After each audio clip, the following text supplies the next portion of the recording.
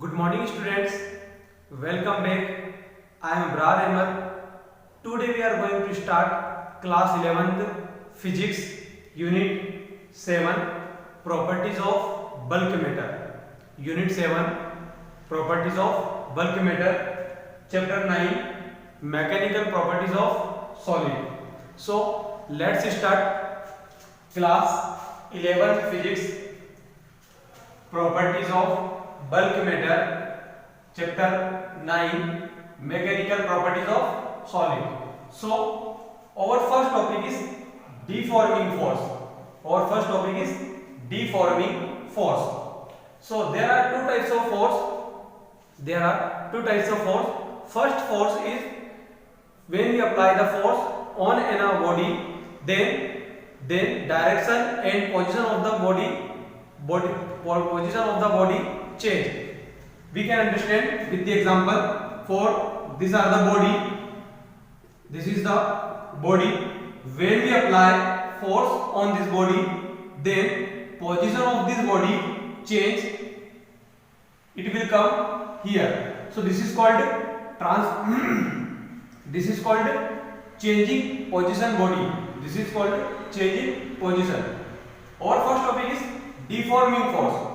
Deforming force means when we apply force on a body, its position does not change, but its size shape will be changed. Its position does not change. Its position does not change, but size and shape will be changed. Then the force is called deforming force. So definition is when the size or shape of any object change due to application of force. When the size or shape of any object change due to application of force, this is called deforming force. So it is simply we can say it is also a force. Deforming force is also a force, but it changes the shape or size of any object. It does not change the position. So this is called deforming force. Now our second topic is elasticity. Elasticity is one of the most important topic of this chapter. So what is elasticity? When we apply a force on any body, then it will deform. When we apply force on a body, then body will be deformed, and after removing the force, the body come into its original shape and size. This property of the body is called elasticity. For example, this is our body. When we apply force on this body, this force is deforming force. So due to application of force, the shape of the body is like this. This is the shape of the body due to application of force. When we remove this force, then it will again come into same shape and size. This property of the body is called elasticity. When we apply force on a body, then body will be deformed. When we apply deforming force on a body, then body will be deformed, and after removing the force, body will come into its original shape and size. This property of the body is called elasticity. We can take an example. This is the body. When we apply force F on this body, or we can say this is tensile force and this is compressive force. So due to this body, the shape of the body becomes, and after removing the force, when we remove this force, body come into its original shape and size. It regain its original shape and size.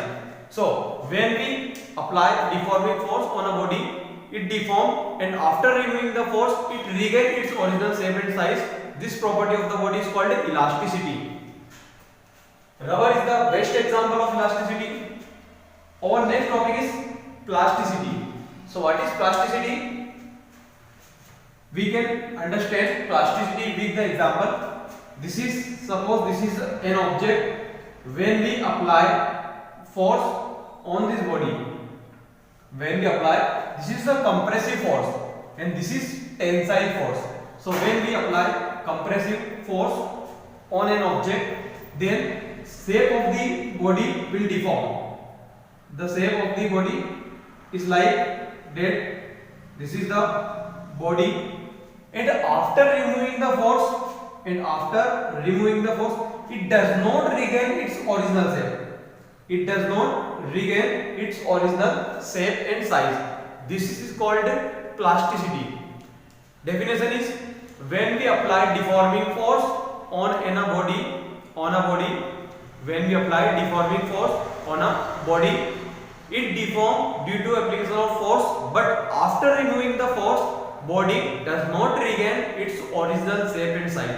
It does not come back into its original shape and size. Does not come back. So this property of the body is called plasticity. When we apply force, deforming force on a body, so body will deform, but after removing the force, it does not regain its original shape and size. This property of the body is called plasticity. Our next topic is limit of elasticity. We can understand limit of elasticity with an example. Suppose we are applying force on this marker, so it deforms due to application of force up to a certain limit. It will deform. When we remove this force, it will come back into its original shape and size, and after the limit, it does not come back into its original shape and size. So the certain limit is called a limit of elasticity. It means this is the body. When we apply a deforming force on this object, it deforms. When we remove this force, it will regain its original shape and size. But when we increase the intensity of force, then elongation is also increased. But when we remove this force, it does not regain its original shape and size. So this limit is called a limit of elasticity. It means limit of elasticity is the maximum limit at which the elasticity property of the body remains stable. Limit of elasticity is the limit at which the elastic property of the elasticity of the body remains stable. Beyond the elastic limit, body does not remain elastic. It becomes plastic. So limit of elasticity is the maximum limit at which body can remain in elastic condition. After the limit, body permanently deform. When we apply force on a body, body deform up to certain limit. When we apply force up to certain limit, body can regain its original shape and size, and beyond the limit, body permanently deform. So this limit is called limit of elasticity. Now our next topic is brittle bodies. So what is brittle bodies? When we apply force on a body, body does not deform, but it breaks down into pieces. When we apply force on a body does not deform, it breaks down into pieces. This property of the body is called brittleness. Like glass, when we apply force on glass does not deform but break down into pieces. This property is called brittleness, or the bodies is called brittle bodies.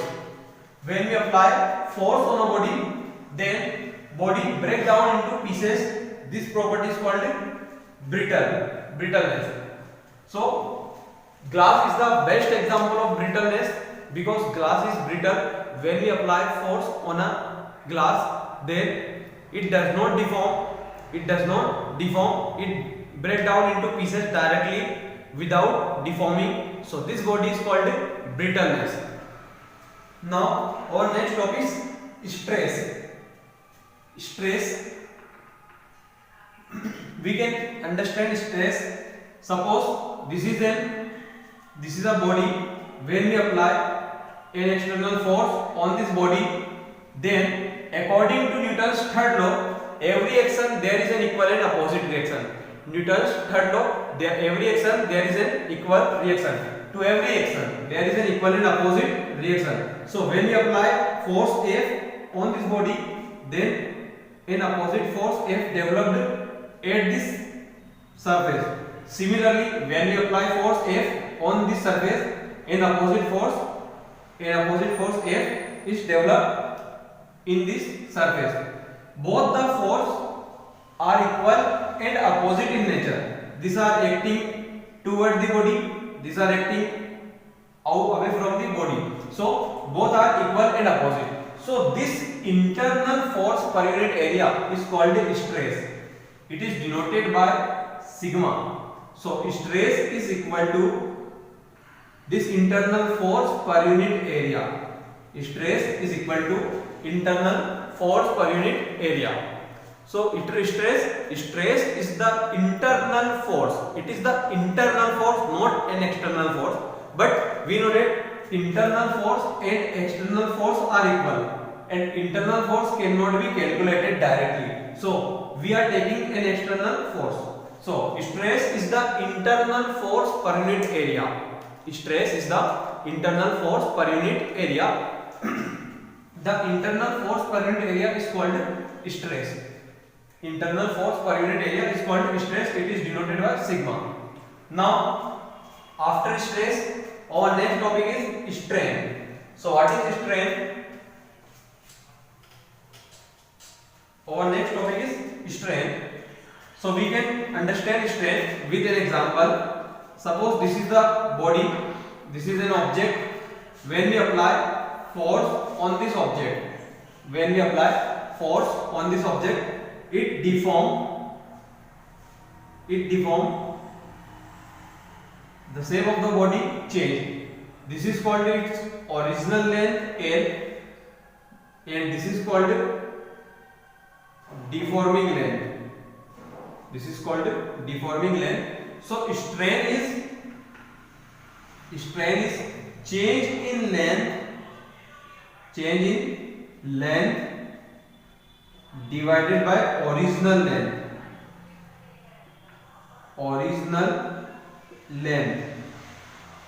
Strain is change in length divided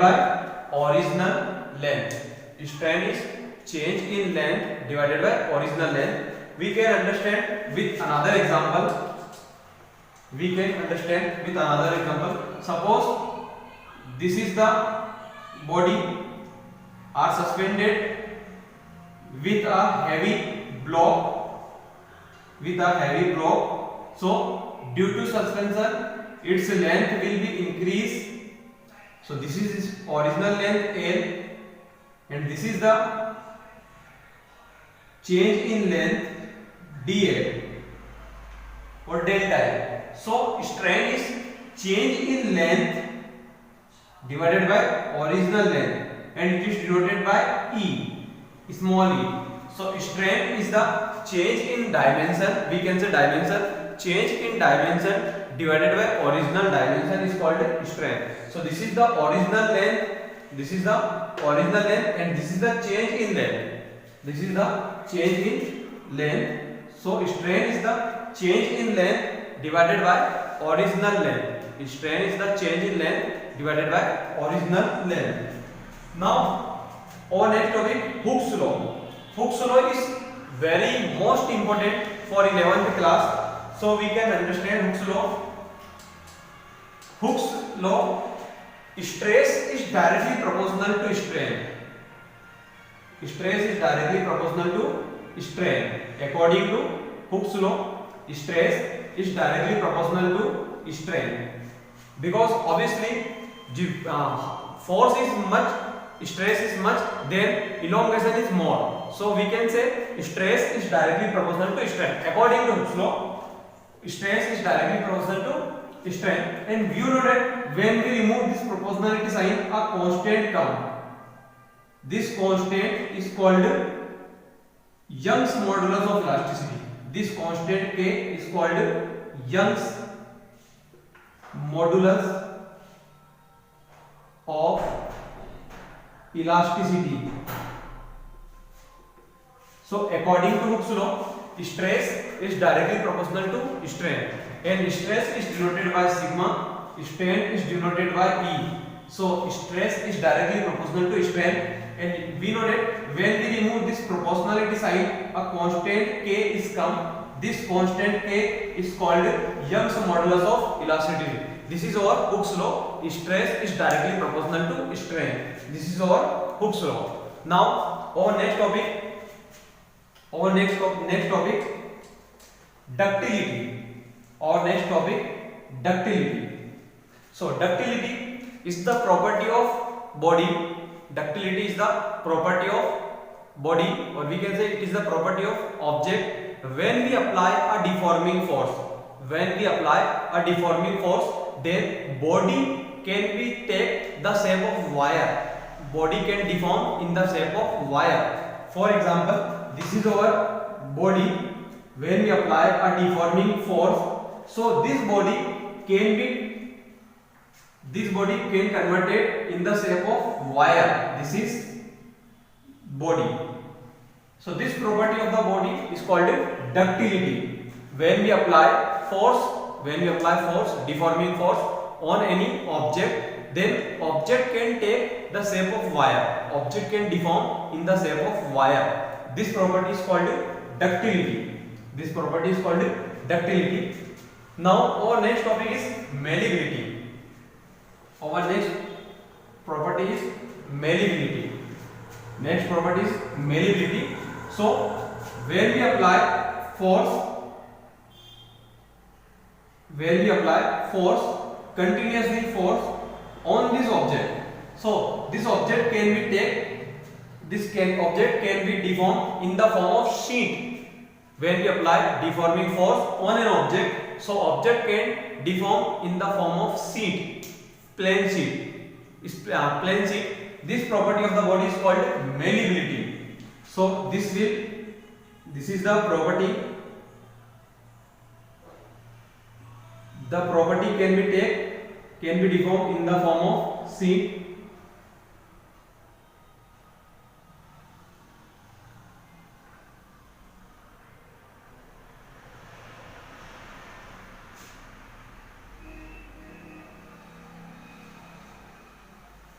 So we can understand, when we apply a deforming force, when we apply a loaded dot on a body, so body can deform in the form of thin sheet. The body can deform in the form of, you can see in the diagram, the body can deform in the form of thin sheet. This property of the body is called malleability. This property of the body is called malleability. So malleability means body can deform in the form of sheet. This property is called malleability. Or last topic is fatigue. So suppose this is a body.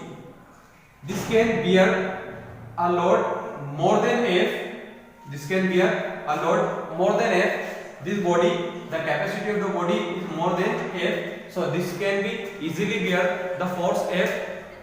So when we apply force F, it does not deform, it remains stable because the capacity of the body is very high. But due to repeating load, when we apply this force continuously on this body, so due to repeating load, the body deform, the body break down into pieces, the body fell. So this property of the body is called fatigue.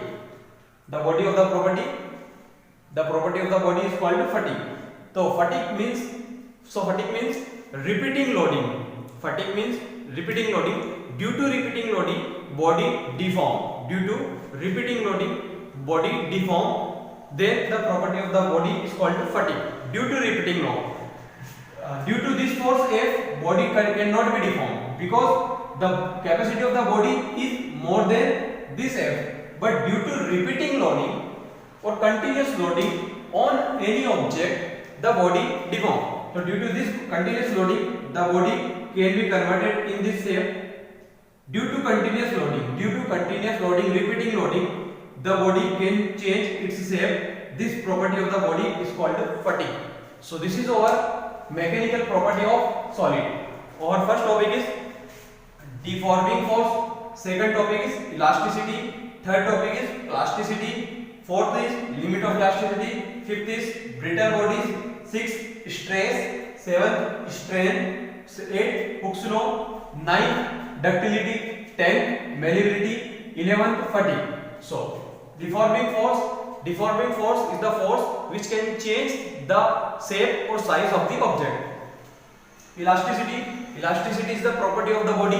When we apply force on the body, it can regain its original shape. This is called elasticity. Limit of plasticity: when we apply force on a body cannot regain its original shape, it permanently deforms. This property is called plasticity. Limit of elasticity: it is the limit up to which body can regain, and beyond the limit body permanently deforms. This limit is called limit of plasticity. Brittle bodies: when we apply force on the body, it permanently when we apply force on the body cannot deform, it break down into pieces like glass. This is called brittle bodies. Stress is the internal force per unit area.